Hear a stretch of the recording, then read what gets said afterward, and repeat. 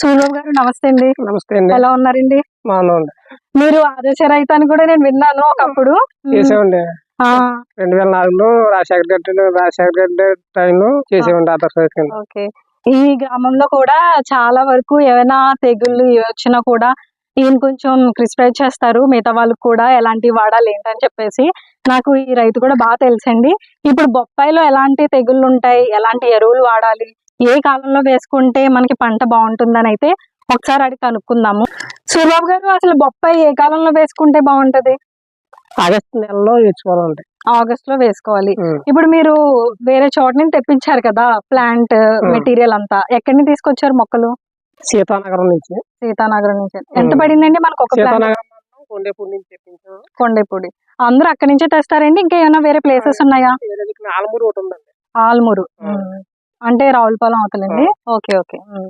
ఇది